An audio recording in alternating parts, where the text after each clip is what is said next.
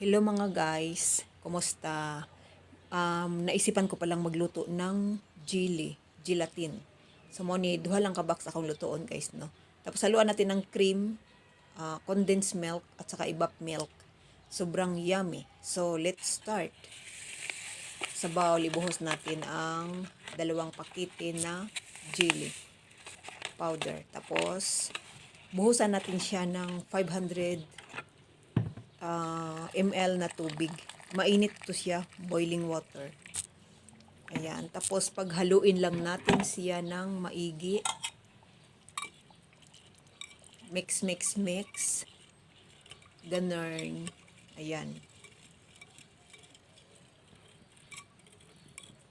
Tapos at saka ibuhos na natin yung mga gatas guys, yung evap. Ayan. Condensed milk. Ayan. At paghaluin ulit ng maigi kasi parang may buo-buo kasi ito. Yan lang. Haluin lang ng haluin hanggang sa ayan na. Fine mixing na siya. Ayan. Tapos ibuhos natin yung cream. Ayan. Haluin ulit. Ayun. Ayan. Ayan. Ayan. Ayan.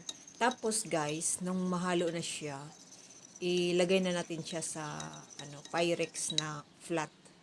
At iset muna natin siya ng 30 minutes doon sa freezer para mabilis at yung mabilis tayong makakain. Mapurma ba siya? Yung texture niya is ang ganda. Ayan, natapos na guys. Naka 30 minutes na. Ayan, hiniwa-hiwa ko na siya at tikman na natin kung gaano ba talaga siya kasarap. O nga pala yung ko ng gatas na yon is kalahati lang doon sa evap at saka kalahati lang din sa condense. Pero yung cream na maliit na yon, buo yun, hinulog ko. Kasi ito niya guys, ang sarap kaya guys, sobrang yummy. Saka healthy din to guys kasi gelatin naman na to. Ayan na. Ayan, thank you for watching. Bye bye.